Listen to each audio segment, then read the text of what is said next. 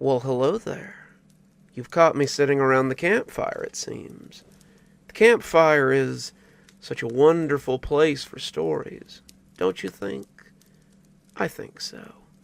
So today, let's hang out around the fire and tell some stories, shall we? Our first one is about a strange visitor who drops off a strange gift. So, if a crow drops a bleeding statue on your house, might be best to just ignore it. It's been a couple of months since this phenomenon occurred. I also feel like I've bottled up too many emotions, as nobody would believe me, at least until I found you guys. So, here goes the story of the incident where I met this entity. One day, I went out to the balcony to sweep, as I usually do. I finished my work and took an afternoon siesta. After I woke up, I found a bronze statue, heavily oxidized, in a puddle of blood. I guess now was the time to give some context. I served in the armed forces, therefore I wasn't really afraid of blood, as I'd seen my fair share of blood and death. I picked up the statue to inspect it. It had a gash on its right wrist, and it was bleeding profusely. Now this freaked me out a little. I never expected any supernatural events to happen to me. I was always skeptical of my family's classic ghost stories. Yet, my years of physical and psychological training kicked in. Statue was about 12 inches tall, featured a woman wearing a robe and holding a paper fan, staring at a noose in front of her. I took the statue and put it in the sink.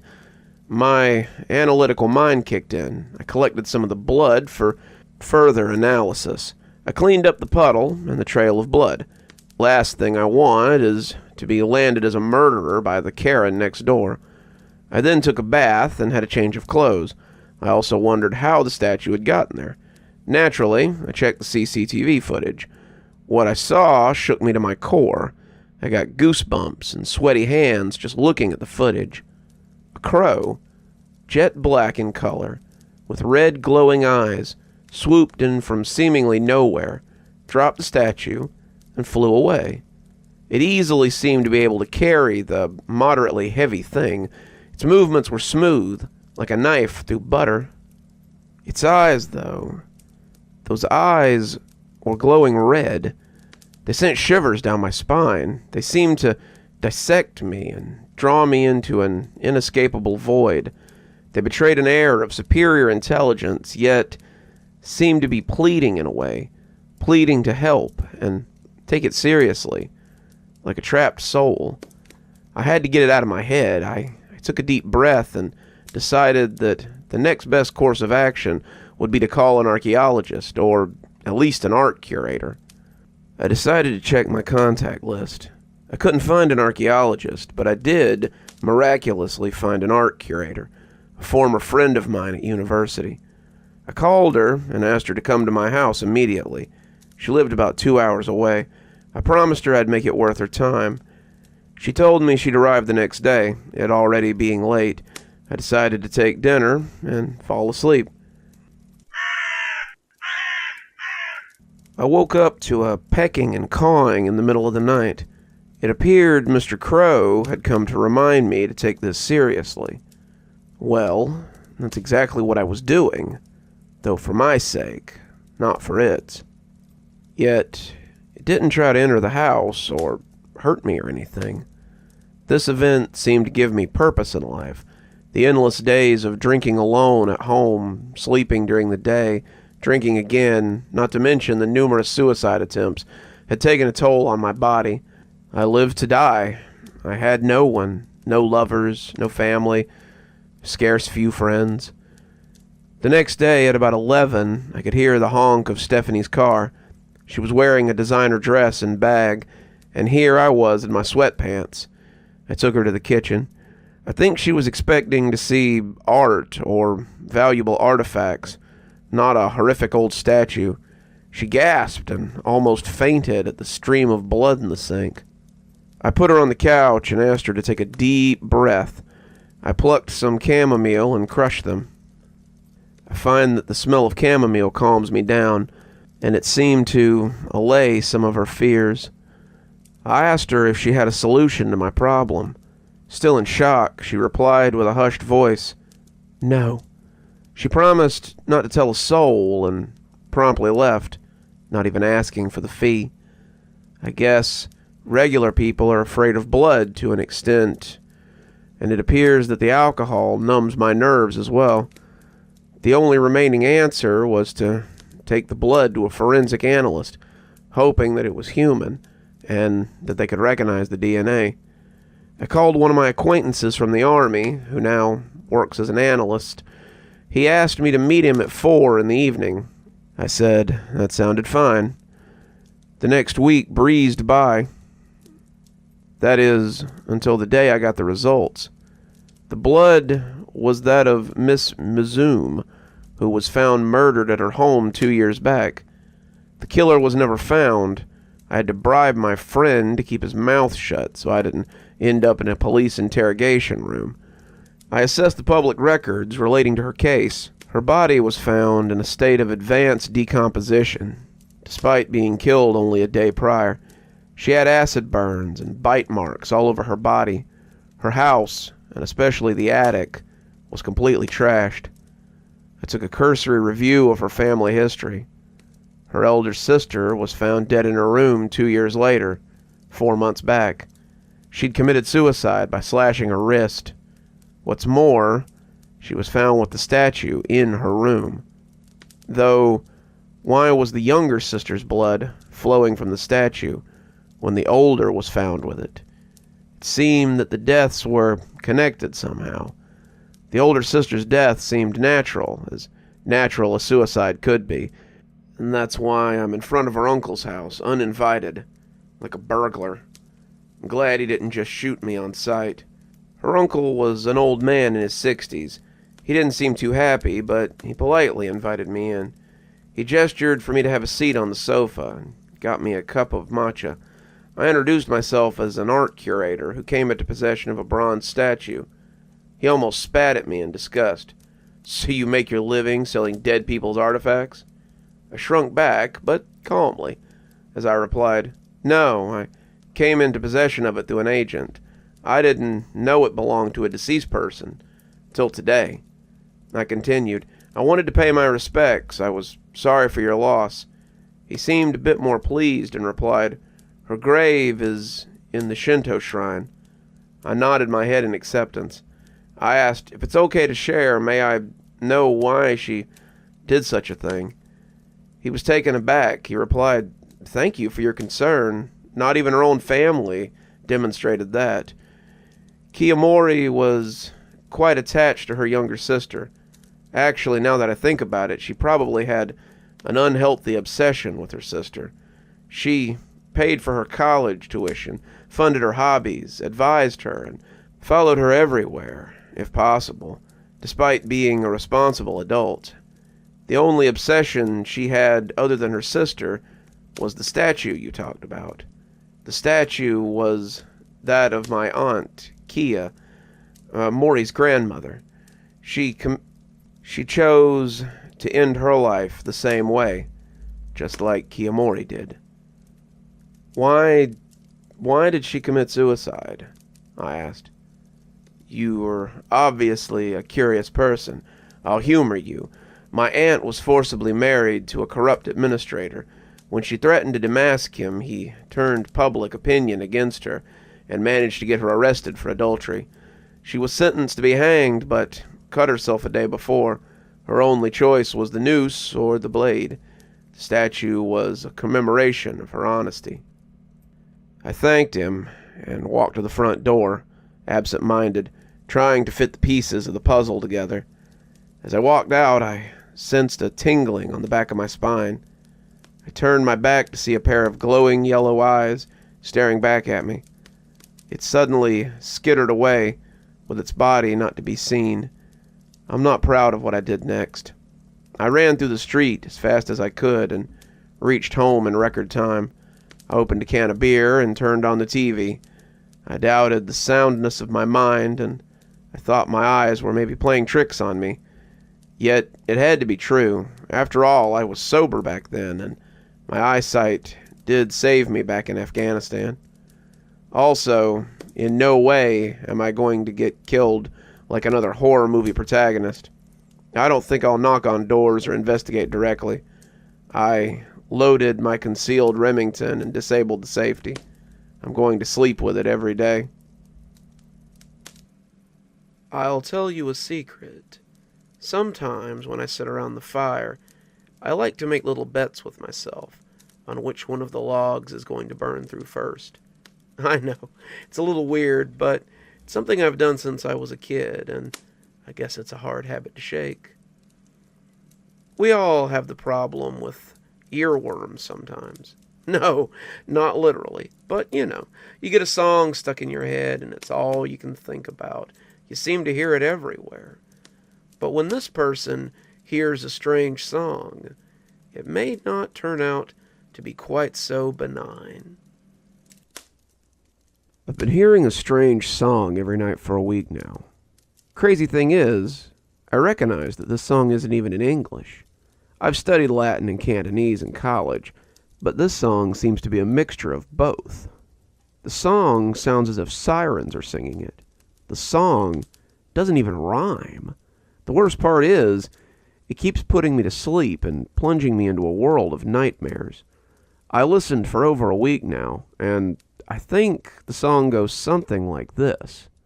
There is a light inside your heart. Think about it.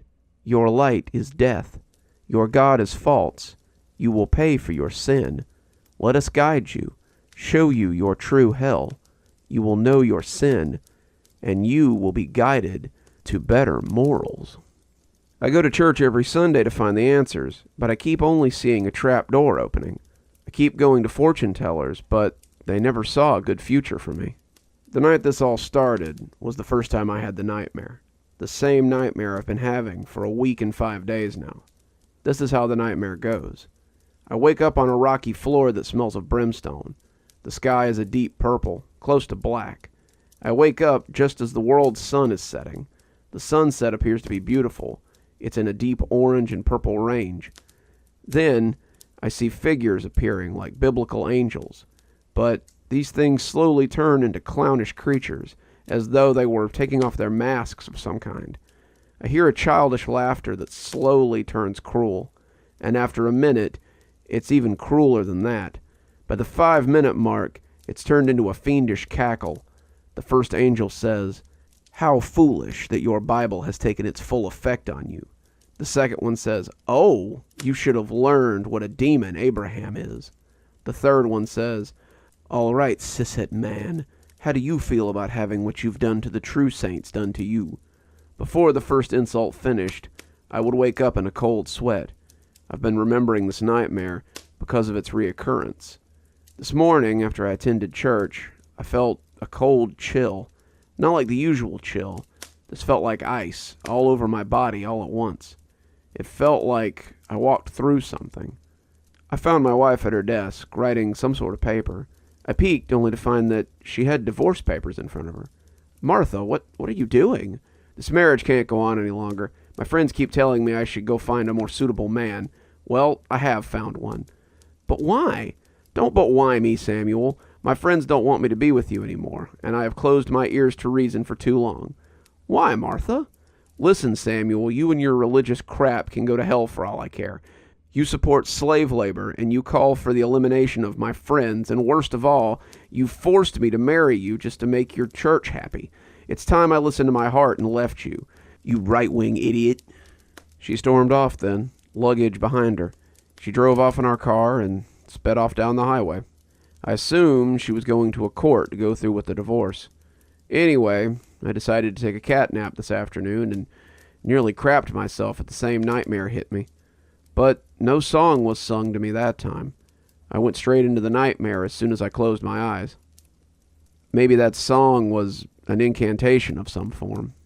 After the nightmare was over, I decided to ask a fortune teller for help. And this time, I decided to listen. Samuel Hill. It's a coincidence my name is close to the one in the exclamation, "What in Sam Hill?" It's not too late to mend. However, today is the last day to choose your path. Will you turn away from the lurking light and the trap that Abraham has set for all humans, and let your eyes adjust to the dark? Or will you continue on this evil path, and let the true hell consume you within the last few days of your life?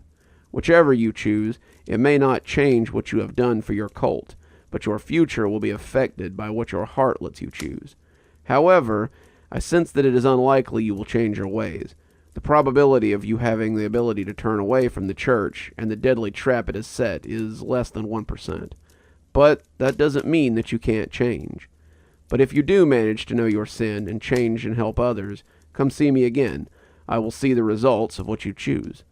I called my wife to tell her the news of my finally listening to her, and she never answered. I decided to call her friends and apologize for everything, but I think they blocked me too. I'm now certain that Martha thinks I'll never change. I tried everything for the whole afternoon, from when I had lunch to now. Notes on cars, sending people good vibes, wholesome drawings that let people know that they matter and should have their rights. You know, the whole shebang. But all I got in return was pure anger and stones thrown at me. Now I'm thinking my actions have gone so far that they all hate me. It's as if, in my attempt to change, I have wriggled farther into the trap. I've been backed into a corner, and I don't know what to do now. I've looked back on my actions and looked at all my behaviors in the past on the internet, and I've got the results that I was a narcissist, an asshole, and now I've noticed my own narcissistic behavior. I've been bawling for the last half hour, trying to figure out what to do with myself. I've been trying to change myself, but no one in this liberal town where I live seems to want to give me a chance. I think now I'm ready to die. I feel like if everyone's going to say that I'm a lying asshole, the only way left for me is death. I want to listen and be better, knowing what I've done is wrong, but now being the cishet white male that I am feels wrong. Feels like I can't have any more second chances. Should you discover this note, I'll be in the hell that I've been shown. My body will stay in this world, but I won't be back anytime soon. I'm sorry, Martha. Sorry, Martha's friends, Alicia, Tina, Ezekiel, Yvette, and Hella. Sorry, Mr. Johnson, my fortune-telling friend. I really did some wrong things in life, and I realized that what I did makes my attempts to change look like a lie. I noticed that if I can't change in anyone's eyes, I would like to say that death is the only choice I have. I hope you guys can find it in your heart to forgive me, but if I really am beyond forgiving, I guess you can just burn my body. This was the suicide note left by Samuel Roger Hill, who hanged himself in the living room of his house at 6:30 p.m. today. He wasn't missed very much. The only people that did miss him were the members of his church, St. Jonathan's Evangelical Church. Doctors say that he may have been driven to kill himself by insanity, but this has never been confirmed. I added a few more logs when you weren't looking. Sorry, just couldn't help myself. I like to spend as much time around the fire with you as I possibly can. So, let's roll on into the next story, shall we?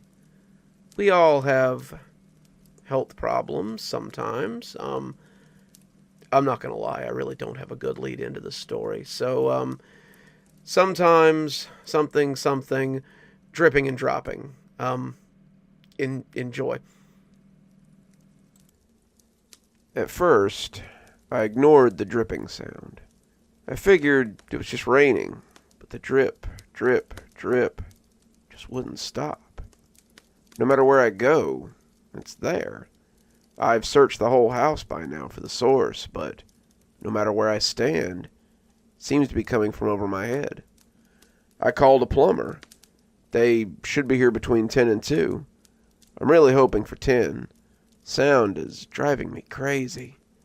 I try to distract myself with music, but no matter how far I turn the stereo up, the dripping is still there, incessant, just loud enough to form a backbeat.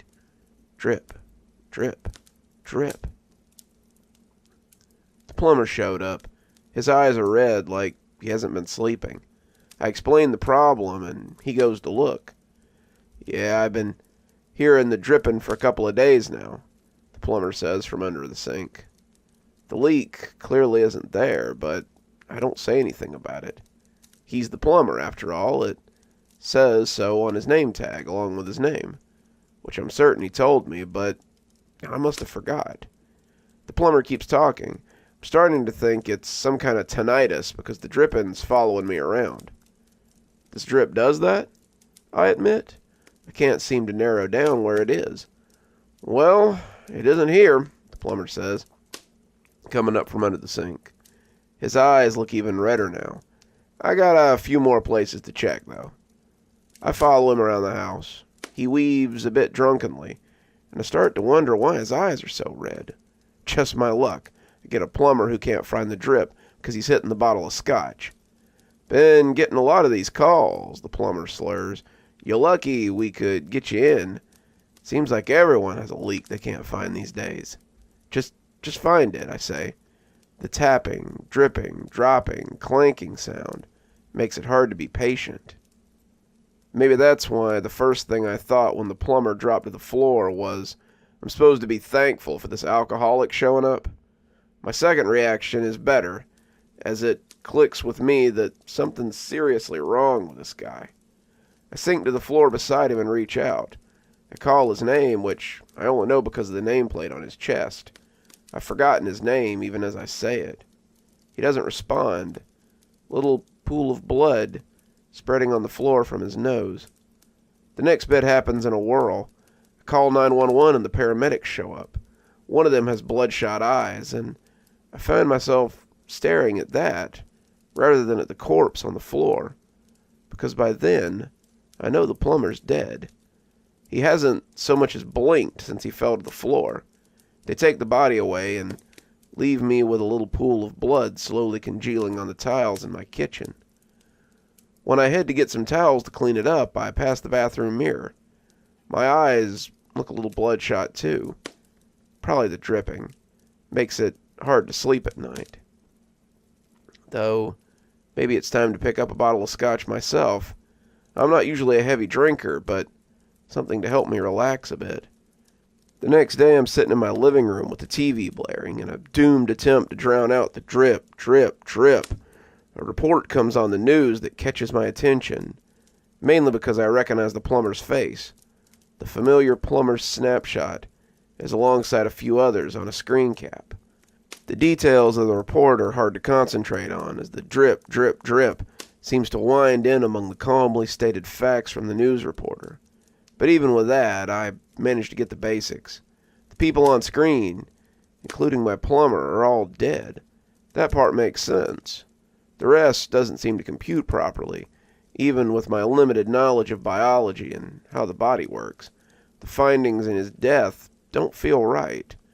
When they brought my plumber to the hospital to examine him, there was no brain in his head. His entire skull was filled with blood. He was the first, lucky me, to have the first die in my kitchen and leave a pool of blood. The others are victims that have come in since his death. All dead now, according to the newscaster, with her perfect lipstick and her wide blue eyes. The CDC's been called in. The newscaster gives a list of warning signs of this new disease. I barely hear most of it, because it sounds more like a practical joke than a real thing. The only thing I really pick up on is the dripping sound. The dripping in my own head wouldn't let me tune that factoid out. Apparently all the victims heard a dripping sound, which the doctor and the scientist are proposed was the sound of blood dripping into their empty skull, filling the place where their brain was supposed to be. I turned off the TV and headed upstairs to bed, despite it all just being the middle of the day. People can't live without brains. Even I know that. Despite being unreasonably exhausted, trying to sleep is hard with the dripping sound. I can't escape the repetitive noise. I shut my blinds, trying to blot out the sunshine outside, and climb back under the coverlet. I find myself mulling over the TV report. It can't be real. How could they even know that the people had empty skulls prior to the dripping? Were people coming in to report this to them before dying? And who would have even thought to look for such a thing? Outside the window, the sound of a siren screeches by, fading into a keening sound in the distance. By the time I finally drift off to sleep, I've convinced myself that I imagine the entire report. I dream that I'm trying to find a leak in an old basement that smells like mold and copper. I find blood dripping down the wall instead, and realize I'm standing in a puddle of it. By the time I get back to the basement stairs, it's up to my knees. Morning comes, and the dripping sounds louder, more like the plop of water in a full bathtub than droplets hitting the porcelain. Like my brain's filling up. Except that thought comes directly from the news report that I must have dreamed. I go downstairs and turn the TV on again to make breakfast. There's a dried pool of blood in the kitchen floor. I should have cleaned that up. I'm gearing up to do that as I eat some dry toast for breakfast. But the news comes on and distracts me. Pictures of the local hospital and a new set of faces fill the screen. I see a number, but I don't recall the death total a moment later. It must be hard to remember things without a brain, I tell myself. I don't listen to the newscaster's report this time. Instead, I pick up my smartphone and do my own research. The report I heard was real, or at least the report really happened. Lots of people are calling the disease made up and falsified, but I noticed that everyone from where I lived is scared. There are more reports of deaths, wives telling what happened to their husbands, children saying what happened to their parents, and every story starts with that dripping that no one else can hear. I do some research on the doctors who are putting in this insane claim. They were all respectable before this, and their reports still chill me in a way I don't expect because all of them are saying exactly what I thought. This shouldn't be possible. People can't live without brains, but they are. That makes me study the report carefully, searching for the underlying fact, even if those facts contradict logic. The body count's up in the hundreds now. Didn't take long. The disease seems like it takes about 4 to 5 days in total. Now I'm sure of what the sound in my head is. It's a drip, slow and steady, of blood into my empty skull, filling the space left vacant. Drip, drip, drip. No matter how much I study the report, there's no explanation for this phenomenon, nor why the people die when the empty space is full. But they do, and by inference, that means I will too, unless I can figure out a way around my looming fate. I clean up the dried blood on my kitchen floor, overflow from the plumber's brain. He should have drained it beforehand and brought himself some time. How full is my skull? I'm 3 days into this awful dripping. I go out to my car and consider driving away, but the dripping would just follow me. When I go back inside, I'm thankful that I didn't leave. The TV tells me that the borders of the city have been closed. We're all in full quarantine for the rest of the world. Another fact sneaks in to frighten me. The death toll is up in the thousands now. And that's just the ones that have been reported and tallied. There are only 2 things the city's doing now: dripping and dropping dead. That strikes me as funny, and I laugh. I can see my reflection in the kitchen window as night falls. My eyes are a horrid shade of red. I wouldn't mind some scotch, but pretty sure that even if there were places open out there, they wouldn't serve me. No one seems to know if this is contagious, but no one's taking any chances. We don't know what the cause of this plague is, but the quarantine has people thinking that it can be contained. That means that we're spreading it somehow. No scotch in the house. I lock all my doors and bar the windows as night deepens. There are bodies in the street. I can't find a death toll online anymore. No one's doing anything akin to scientific research. I find several places where people outside the city are discussing what's happening. I try to leave comments, but my fingers don't seem to want to type anything sane. I can locate a few like me, typing similar comments. All we talk about is the dripping. The drip, drip, drip. But it started to sound like a ticking sound to me. After all, that drip is my life, ticking back to 0. In the middle of the night, I hear a gunshot fired, then another. Someone runs by outside my house, and I'm pleased that they don't fall down and die. There's enough corpses outside my house. When I survive this, I don't want these bodies to be my responsibility. No one out there is going to help me. Not those talking about the disease from their safe, unaffected cities, and certainly not the dwindling population of the city around me. I stare at my kitchen floor and think about the plumber. Ending up like him is hardly appealing, so I won't. His problem, I decide, was that he didn't have the information I do. He didn't know what was happening to him, so he couldn't address it. He didn't know that he didn't have a brain in his skull, and it was slowly filling up. My leg up is that I know these things. I wonder how we lost our brains and if we can get them back. But those are facts that I don't have. The people who came after me may have them, but I have to make do with what I know.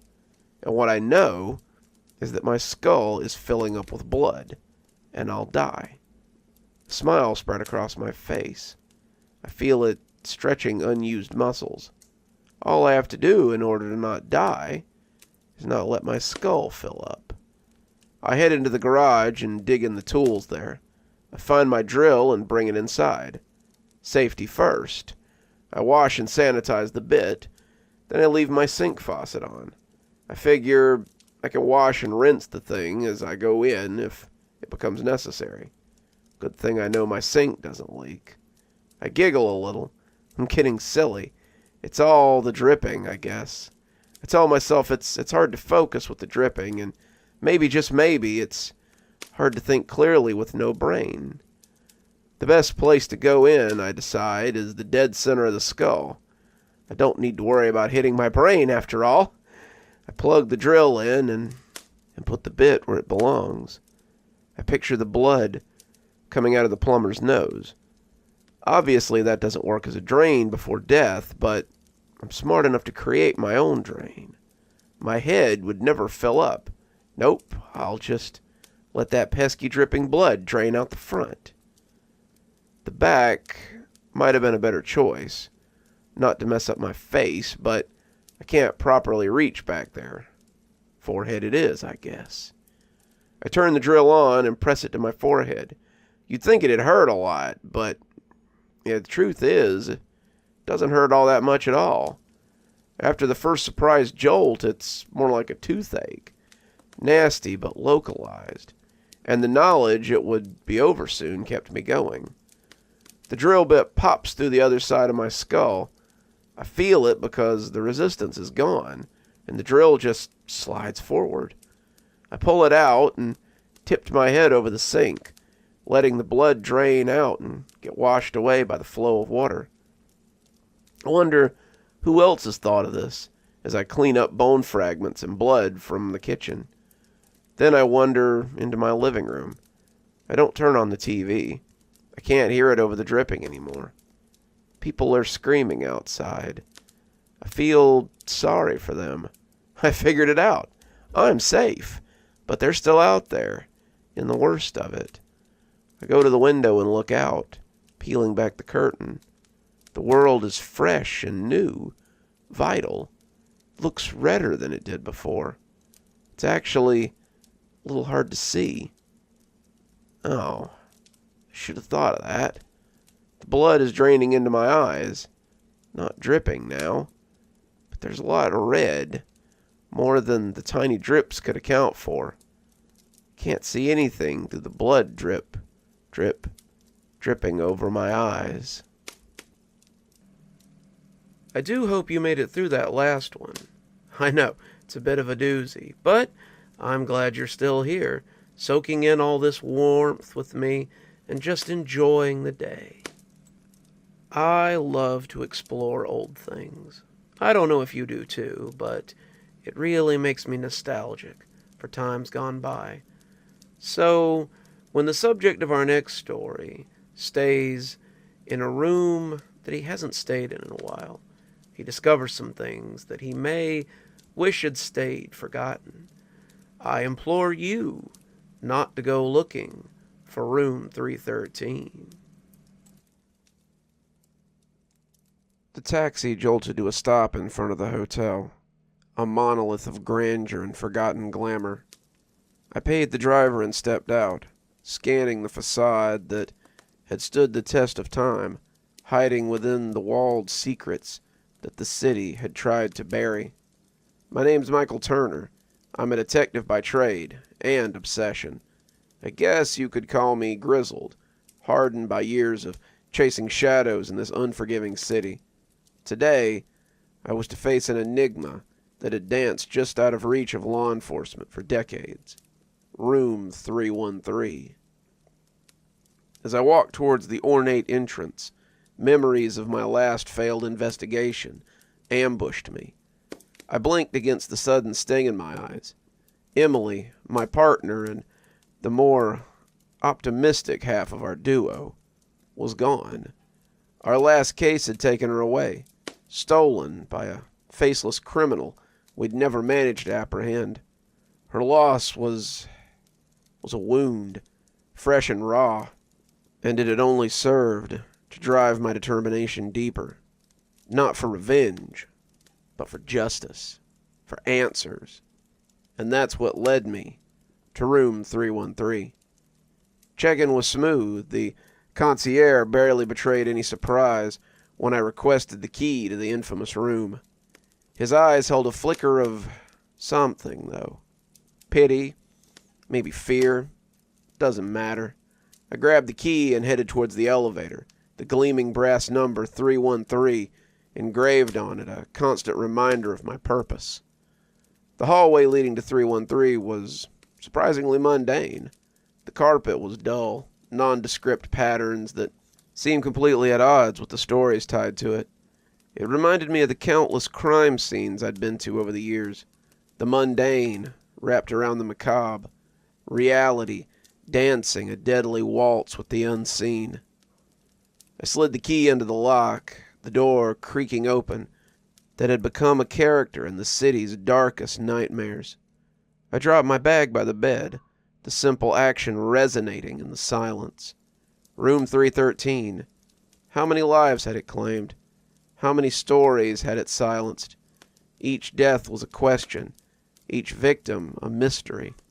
I stared around, my eyes falling on a picture hanging on the wall. It was an old black and white shot of the hotel in its heyday, a beacon of opulence and power, now a monument to death. I moved to the window, staring out at the sprawling cityscape. Lights twinkled. Life moved on, oblivious to the room of death I now occupied. I couldn't help but think of Emily. Would we have cracked this case together? The thought was bitter, the loss suddenly immeasurable. After setting my bag down, I began the initial survey of room 313. My eyes swept across every inch of the room, every corner, every crevice, looking for clues. Anything could be a clue, a piece of a decades-old puzzle that had eluded so many before me. As I walked deeper into the room, I couldn't shake off the cold draft that seemed to follow me. It wasn't a steady, natural current, but erratic gusts that made the thin curtains flutter like disturbed spirits. I went over to the window, expecting to find it slightly ajar, but it was sealed shut, the paint around the edges thick and uncracked. The chill wasn't coming from outside. It was emanating from within the room itself. There was a peculiar hum in the air, a low, throbbing vibration that tickled the back of my skull. It was almost imperceptible, drowned out by the muted sounds of the city below. But in the quiet moments between the distant honks of traffic and the occasional murmur of hotel staff in the corridors, I could hear it, persistent, unyielding. Next came the lights. They flickered with a life of their own, dancing shadows across the wall in a haunting ballet. Initially, I chalked it up to the hotel's old wiring, but there was a rhythm to it, a pattern that sent shivers down my spine. They seemed to react, dimming when I ventured towards certain corners, brightening when I approached others. And then there was the noise, soft whispers that drifted through the room, incoherent but palpable. A sudden clattering like something metallic dropping on the floor, even though nothing seemed out of place. The distant sound of children's laughter, chilling in its mirth. None of it made sense, yet all of it set my nerves on edge. I spent hours documenting everything. The cold drafts, the lights, the sounds. My recorder never left my side, a faithful companion that captured the eerie symphony of room 313. Yet as I sat on the edge of the ancient bed, the weight of the room's history pressing down on me, I felt a flicker of doubt. Could I really do this? Could I solve a mystery that seemed more rooted in the supernatural than the physical? As darkness fell and the strange noises of 313 grew louder, I slipped into a fitful sleep. With it came the dreams, though dreams feels like too soft a word. These were nightmares, woven with the tragic tapestry of room 313's history. Each night I found myself in a different area, witnessing events that I knew were reenactments of the murders that had made 313 famous. I was there, but not as myself, rather an invisible bystander, forced to watch the horror unfold with grim helplessness. One night I stood in the room as it was in 1940. I watched in horror as a woman in a flapper dress was strangled by an unseen force. Her terrified eyes locked onto mine as she clawed at her throat, her gasps for air growing weaker until they were no more. Another night I was back in the 60s. A businessman was pacing nervously in the room.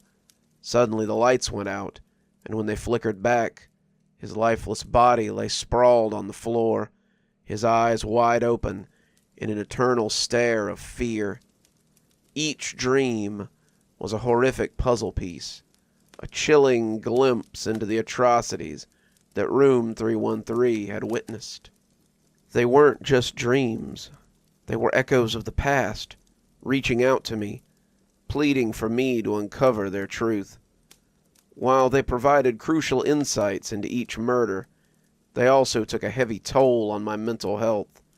I'd wake up in a cold sweat, my heart pounding, the echoes of their final screams still lingering in my ears. Each morning was a struggle to pull myself together, to remind myself of the task at hand, of the justice these souls deserved. The boundaries between sleep and wakefulness started to blur, and the shadows of room 313 seemed to creep into my consciousness, even during the day.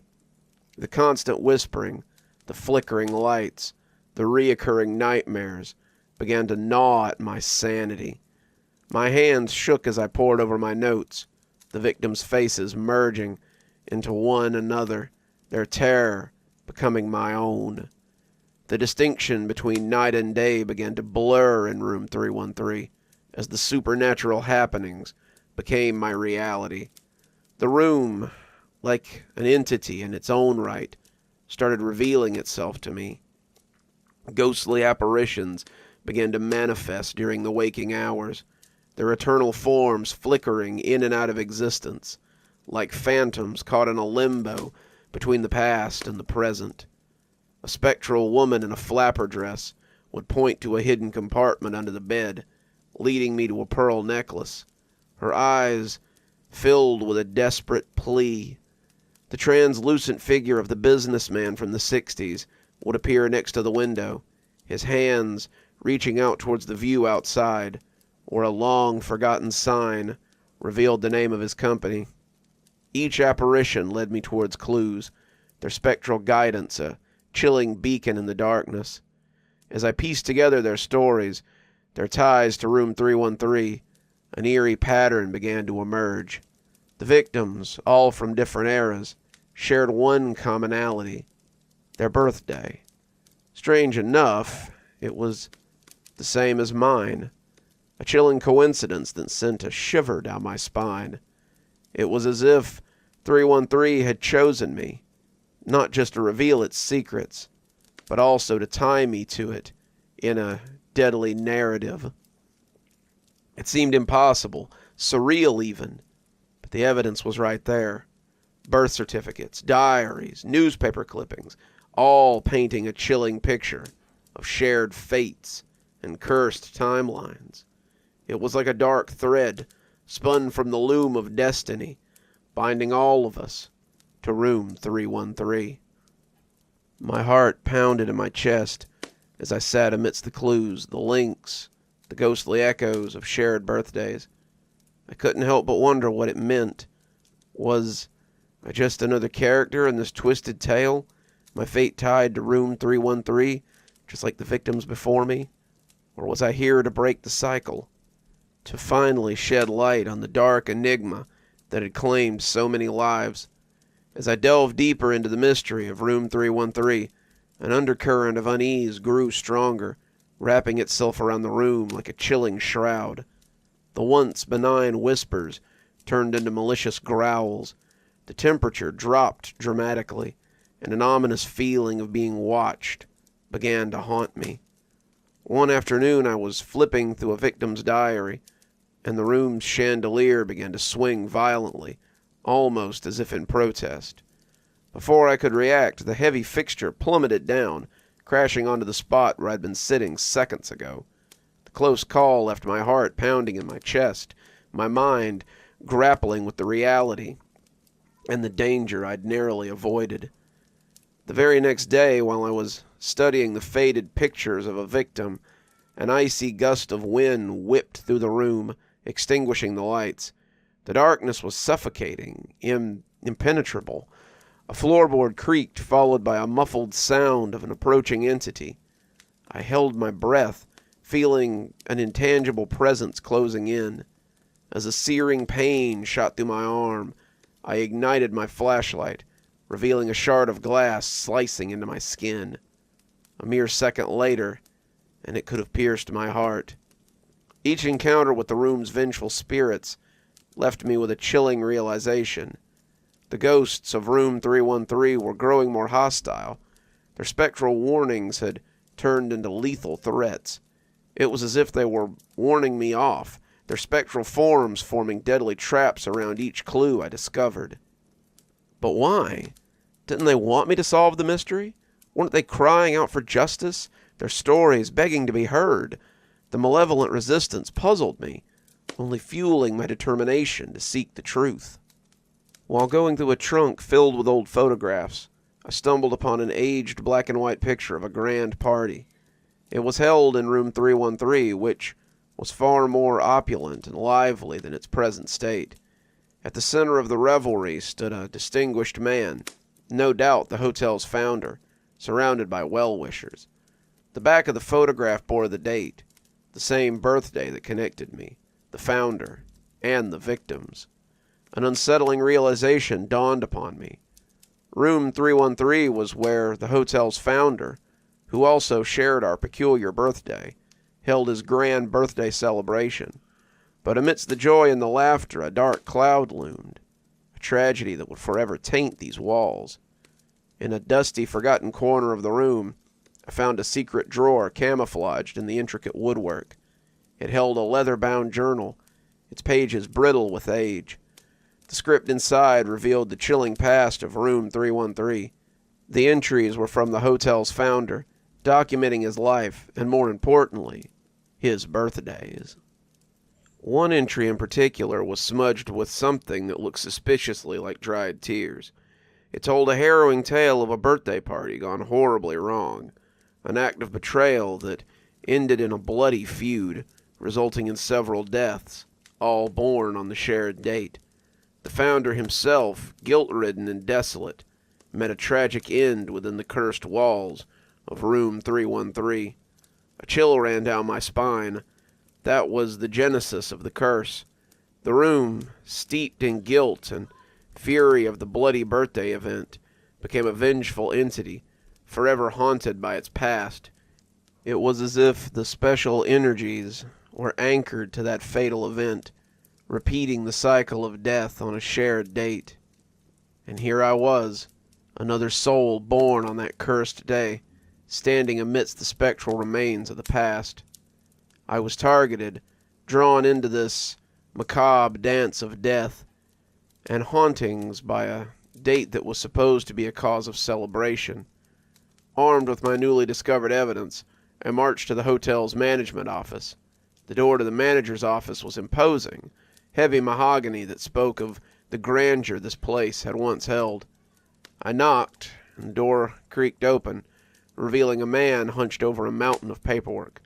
"Detective Turner, what can I do for you?" he said, barely glancing up from his desk. I tossed the worn-out journal on top of the paperwork. "Explain this," I said, my voice cutting through the silence. He looked startled, his eyes widening as he picked up the old book, leafing through the brittle pages. His face went pale as he read, but he quickly regained his composure. "Yes, I'm aware of the room's history," he admitted, choosing his words carefully. "The tragic events that took place here are a sad part of the hotel's past. But you didn't think it necessary to inform me of this," I reported, anger flaring in my voice. "The room is cursed. It's a death trap for those born on a specific date. My birthday." "I assure you, Detective, we had no knowledge of this birthday curse," he responded, though his gaze wavered, hinting at deceit. "We thought the hauntings were just, urban legend." But the clues added up differently. The man was lying. The hotel had been capitalizing on the room's morbid history, using it as a selling point to attract guests who were intrigued by the supernatural. I slammed my hand down on the desk, causing him to jump. "You exploited the victims' suffering for profit. You knowingly put people in danger. And for what? Couple extra bucks?" He looked at me then, a hint of remorse flickering in his eyes, but he said nothing. Instead, he bowed his head in guilty silence. The confrontation left a bitter taste in my mouth.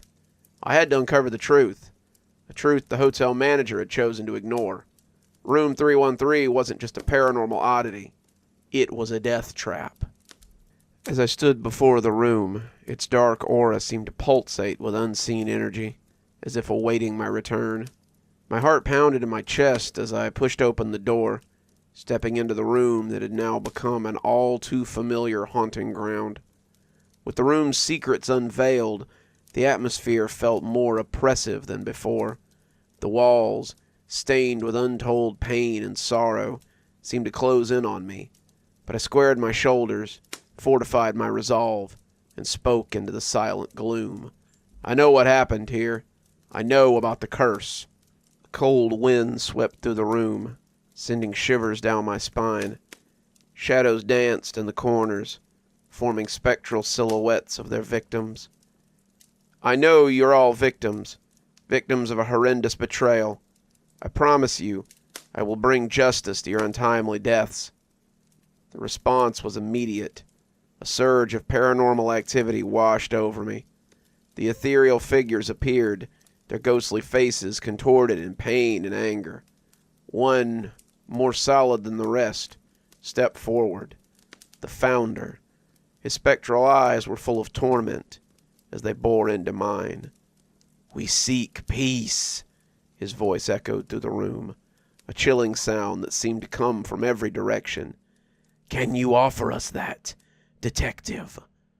"I can, and I will," I responded, holding his spectral gaze. "But I need your help. I need to know everything." A moment of silence passed before the room convulsed violently.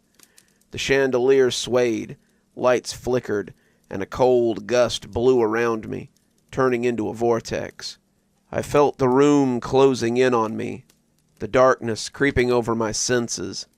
"No!" I shouted above the cacophony, the room shaking as if the very foundations of the hotel were rebelling against me. "I won't be your next victim. I'm here to help you." With every ounce of strength I had left, I pulled myself towards the door, fighting against the unseen forces trying to keep me. The door handle was ice cold, numbing my fingers. I yanked it open and tumbled outside, gasping for breath. As I lay on the corridor, the carpeted floor underneath me, the room settled. The door slammed shut.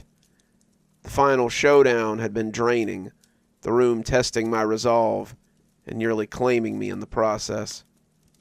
The following days were a blur of restless activity. I pored over every bit of evidence I had on room 313, cross-referencing with public records and local news archives.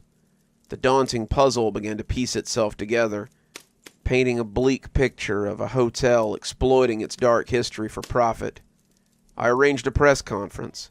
The thought of standing in front of the media, my words echoing in their microphones, sent a shiver down my spine.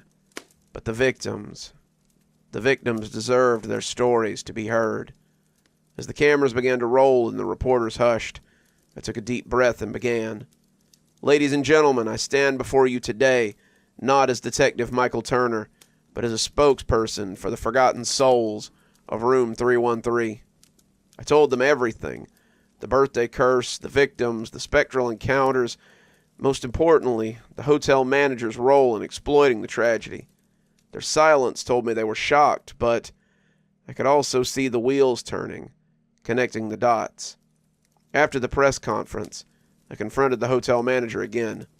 This time, I had the eyes of the public on my side.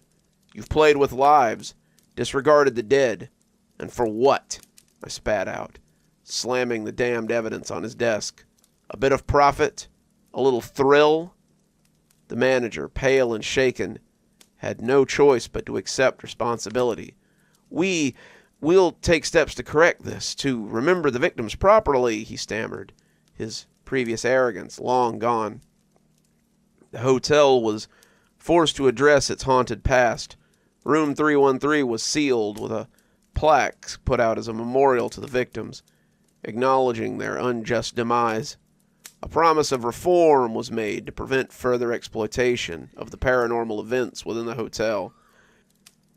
As I left the hotel for the last time, I glanced back at room 313. There was a silence, a sense of relief that seemed to resonate from it. The victims were no longer a tragic tale spun for profit. Their memories were respected, their stories heard. I felt a weight lift off my shoulders.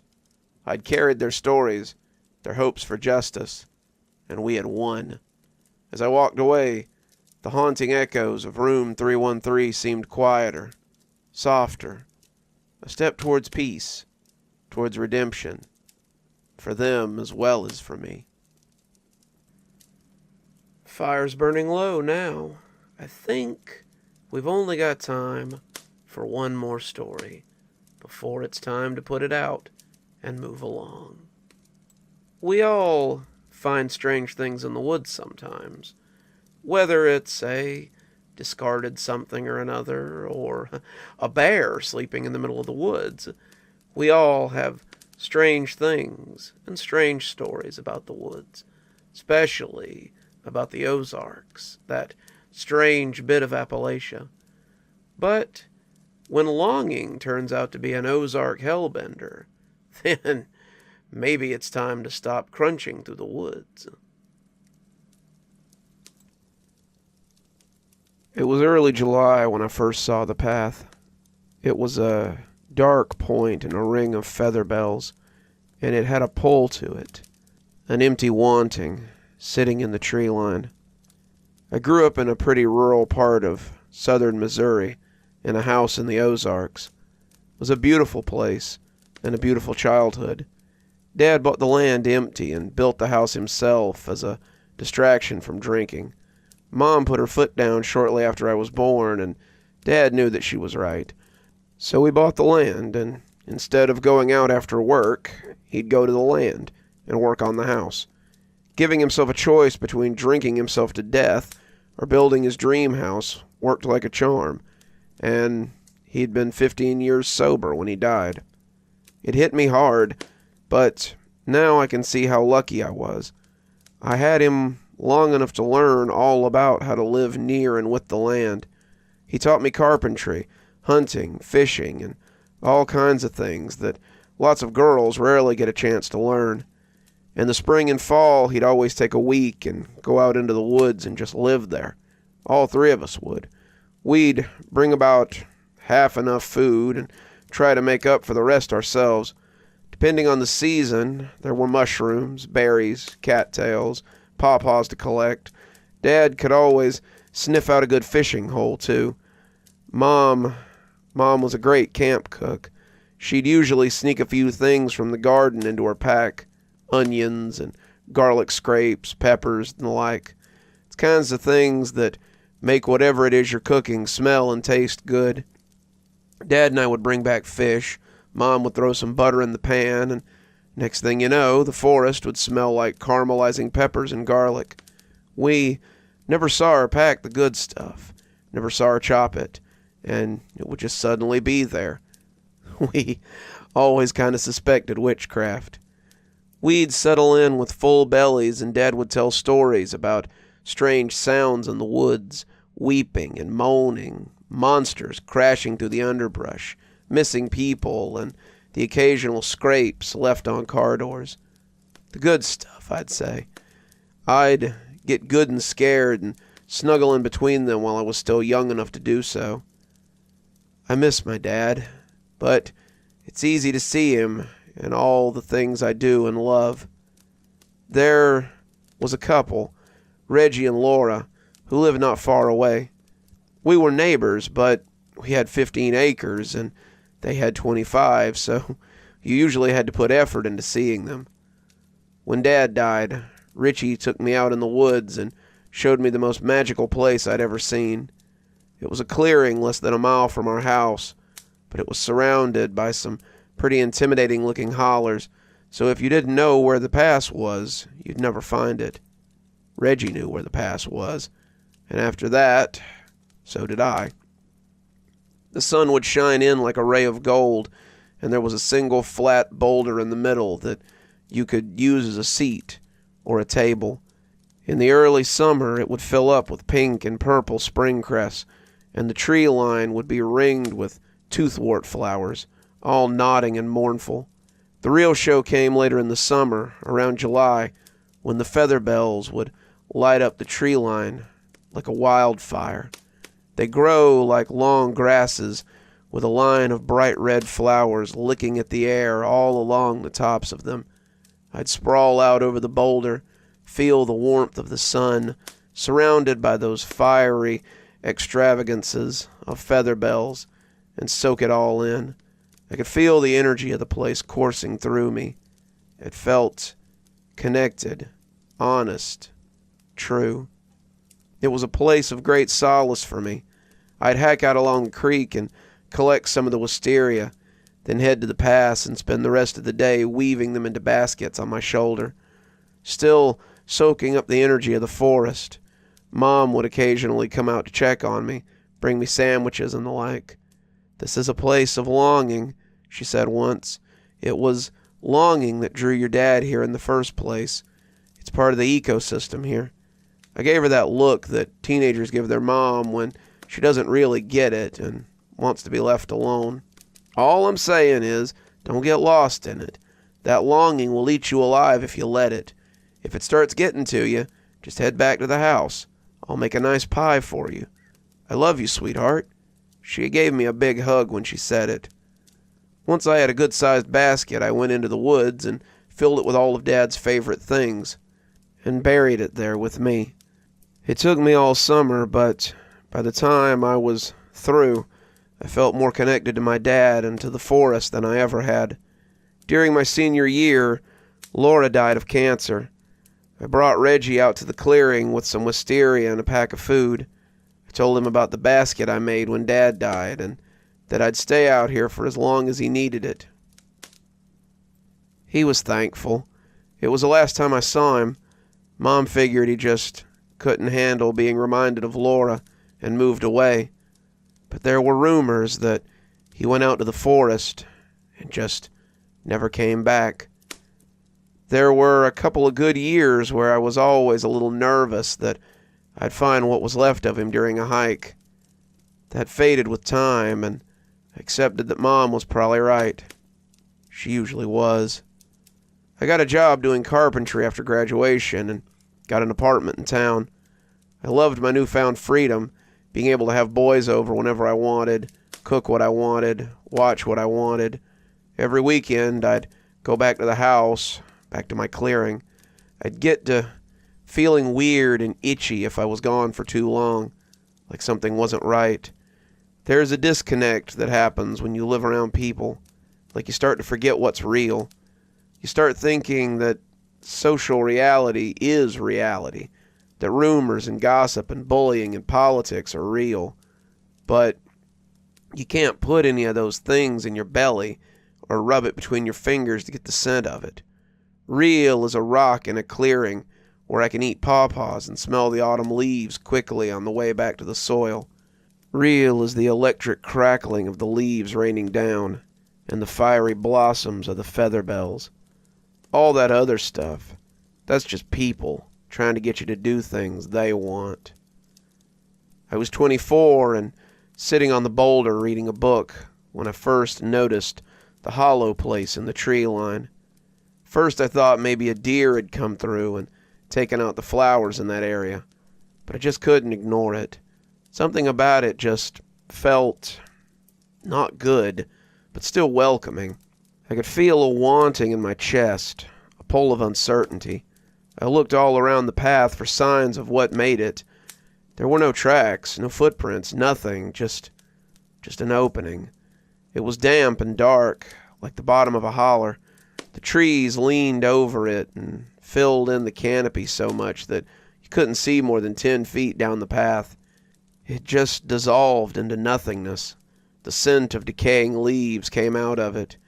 Being where it was at the time of the year, it should have been drying out and smelling of greenery. This smelled like autumn rain, toads, night crawlers. It felt like the wrong home. Like when your neighbor is moving and you get a peek at their apartment and it's just like yours, but it's just empty and wrong. The path was empty and wrong too, and I wanted it, and it frightened me. I must have spent an hour or more scouting around the path. I'd dig through the forest on either side of it until I hit the edge of the holler, then go back. I'd toss rocks and sticks into the darkness and watch them dissolve away. I turned on my phone's flashlight and held my arm out as far as I could, but I saw nothing. The sun started to dip, and I resolved to come back another day. I was back the next weekend. The path sat there staring at me. I had almost forgotten about it, but there it was, and I was filled with a hollow wanting. I sat my phone and collection of weaving materials on the boulder and approached the opening. Nothing. Just a big open maw. I could hear the silence seeping out of that place. I just stood there, staring, wondering, wanting. Curiosity got the better of me, and I moved into the path to fill the nothingness. It was dark. I mean, more than it should have been. At 20 feet in, I could no longer see the tops of the trees, the start of the path, or where it led to. I expected to run into the holler that surrounded the place in no time, but I just kind of kept on moving. The holler never showed up. The quiet of the place put me on my nerves. Forests have a life of their own. The breath of the wind and wings flowing through the trees, the pulse of insects and wildlife pushing through the underbrush. A real vitality.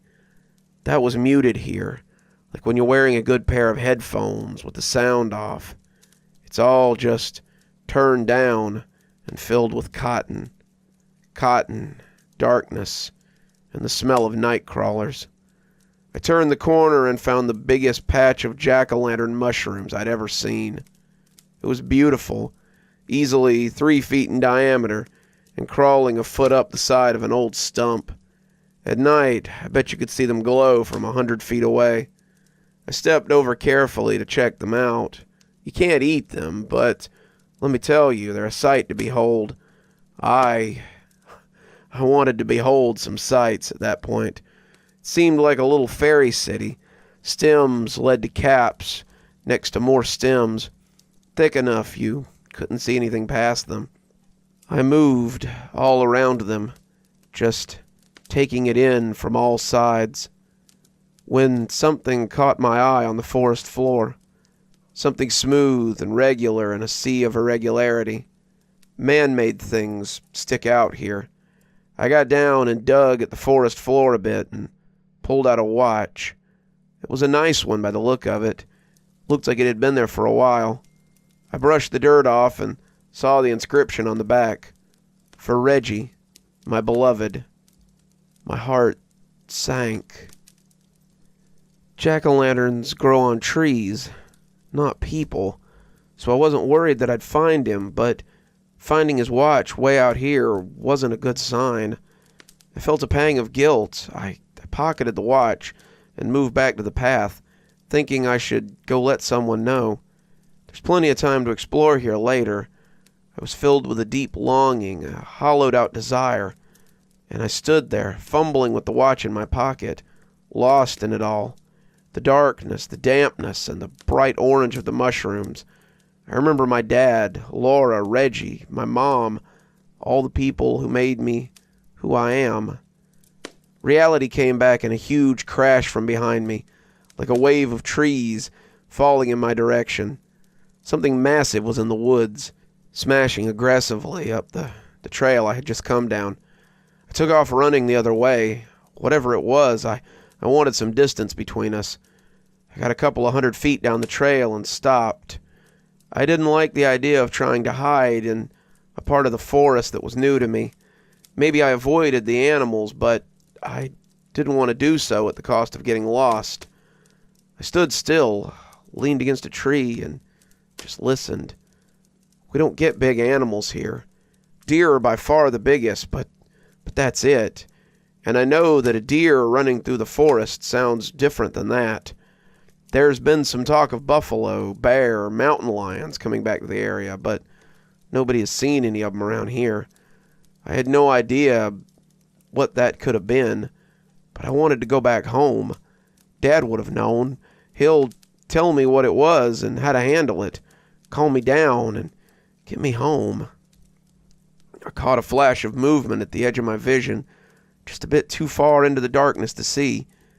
It sounded big, but it was moving slow now.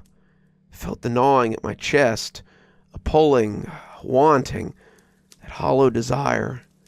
I sat quiet and listened to it, trying to figure out what it was, where it was coming from, where it was going, waiting and listening for my chance to get past it, to get home. More movement, a quiet rustle in the underbrush. A shape came out of the darkness, dark and thin, wobbling slowly down the path. It coalesced into a definitive shape of a man, thin and gaunt and filthy. It was Reggie. He had been out here all these years, his hair and beard grown out in a brittle frizz. "Reggie!" I shouted. "Oh, Amy, what are you doing here? Why are you here? I'm so sorry. You can't be here. It's not safe." "What are you talking about? I've been out here my whole life. Where have you been? We need to get back. You don't look well. What have you been eating and drinking?" I can't, he said. I can't go back. I belong to it now. I can't go home." "What do you mean? That thing in the woods? It's probably just a really big deer and probably more afraid of us than we are of it." I was channeling my dad perfectly. He was so good in situations like this. It's not an animal, Amy. It's not anything you may have known about. I feel it. I feel it inside me. I feel it clawing at me. I can't let you end up like me. You gotta leave," he said. I'm not leaving without you. You're unwell." I grabbed his arm and started pulling him down the path, back towards home. That's when I felt it. The hollow wanting, the need, it stopped me in my tracks. Reggie twisted out of my grip and pushed me away, whispering in earnest, You have to go now." I stumbled forward into the darkness with a crash resounding behind me, coming on quickly.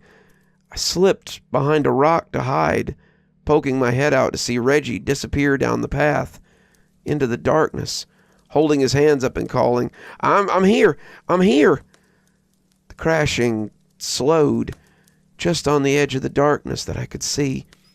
Its body looked like a tube of smooth, mottled skin, a snake without scales, twice the thickness of the biggest tree I'd ever seen. It undulated through the air, belly barely scraping the top of the soil. Then a shoulder emerged, and a hand reached out of the darkness, grasping at the air. Dirt and grime mixed with a shiny ooze, getting squeezed and mixed together in the cracks of its knuckles. Thick mud caked the underside of its fingernails. The hand searched around in the air before landing on the ground and pushing the body forward and around the back into the darkness. Shortly after, another arm emerged from that blackness, repeating the process. Then a thick tail whipped out and around, smashing into a tree along the way. The longing raged inside me as Reggie led it back into the darkness. I ran, and I kept running through the leaves and the branches until I couldn't run anymore. I found a good tree, and I leaned against it out of view. I could still hear the thing shambling around behind me, slow and aimless now. Reggie must have distracted it. I sank down to the ground to catch my breath. It had definitely not been a deer. I sat there for a few minutes, letting my heart slow down, waiting for a calm so I could think this thing through. I can't keep going in this direction. I could probably just run a straight line back. The path wasn't terribly twisty, or if I could find a holler, I could probably follow it back around to the clearing. If that thing sticks to the path, that might be the safest route. Slower, but safer. That only works if it's the same holler. I could end up just getting lost, which would probably be worse. Straight back is probably safer. If I ran as fast as I could probably be in the clear pretty fast. A dull throbbing started up my feet. They pulsed, hot from running. I shifted back and forth a bit to let them calm down, and the ground shifted back. I looked down, and there were night crawlers everywhere, gnawing at the trees and leaves and wrapping around my shoes. All was moving back up the path. Then I felt it too, the deep, gnawing desire. I could feel it in my heart. I felt it, a wanting, a longing. I knew what was coming, but I needed to look anyway. My eyes followed the trail of night crawlers back up the path. The head of the thing emerged from the darkness, broad and flat, pushed forward by enormous muscular arms. With every step, its hands reached out, grasping the air. My heart filled with need and want, an emptiness crying out, a desire ringed with crackled, burnt edges. Reggie laid in its mouth, legs dangling from side to side, arms and head from the other. Long strings of saliva dripped around him, mixing with the mud and calling to the night crawlers. He turned his head, and I caught his eye. Sadness washed over him, and he whispered, "Run!" I did. I ran right past them both. The wanting burned at my skin and hollowed me out as I passed inches away. Every part of me sang the aberration of giving in, and I have never wanted more. But my feet kept going, and in time, so did I. With the creature behind me, I kept crashing down the path, my every nerve lit up with that hollow need. I crashed out to the clearing, over the pass, and back to the yard where Mom was waiting. A fresh pie, just out of the oven. Looks like it's just about down to cinders now. Don't worry, I'll hang around till it's fully out. I wouldn't expect you to help me clean up my mess. So, as you move along, this is Dr. Plague, wishing you a wonderful day and a spooky evening.